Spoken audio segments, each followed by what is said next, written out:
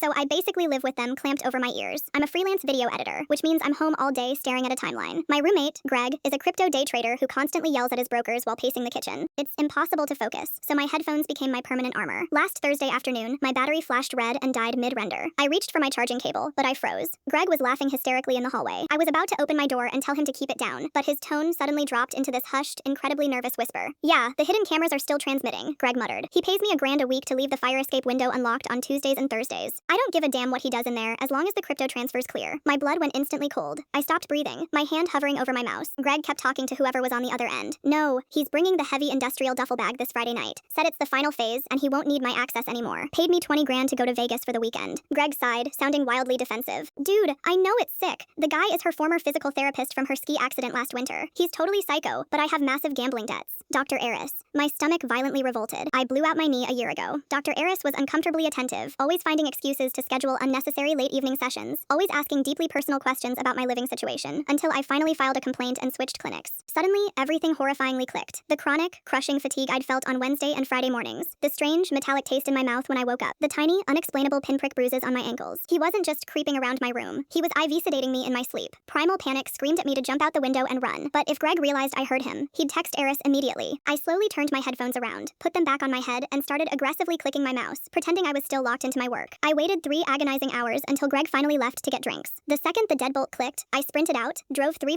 towns over, and walked straight into a county police precinct. I spoke to a veteran detective named Vance. I told him everything. He told me to go back, pack a small overnight bag, and pretend I was going to my sister's house for the weekend, exactly like I usually did. You leave the apartment at 5 p.m. on Friday, Vance instructed, his face dead serious. We take over from there. Friday felt like walking a tightrope over a wood chipper. I packed my duffel bag while Greg watched Netflix on the couch, completely unbothered, practically counting his payout. I walked out to my car, drove around the block, and parked in an underground garage nearby. Detective Vance and a heavily armed tactical squad had already slipped into the building through the basement utility tunnels, staking out my apartment in total darkness. I sat in Vance's unmarked surveillance van, monitoring the live audio feed. At exactly 11:45 p.m., the parabolic mic picked up the faint, metallic scrape of the fire escape window sliding open. Heavy, methodical footsteps moved across my bedroom hardwood. Target acquired. Clear to engage, Vance barked into his radio. Over the feed, I heard the tactical squad smash through the front door and flood my bedroom with blinding tactical lights. There was a massive crash, splintering wood, and a man screaming like a trapped animal. We rushed up to the 3rd floor. They had Dr. Eris pinned to the hallway carpet in heavy zip ties. He was hyperventilating, his eyes wild and completely devoid of sanity. Greg walked out of his room, acting totally shocked. Whoa, officers, what's happening here? Vance shoved a thick manila folder right into Greg's chest. We subpoenaed your crypto wallets and recovered the deleted signal chats. Turn around. Greg started sobbing uncontrollably the second the steel cuffs clicked onto his wrists. When forensics unzipped the heavy industrial duffel bag Eris had hauled through the window, they didn't find more hidden cameras or creepy memorabilia. They found a portable bone saw, 50 feet of heavy plastic tarping,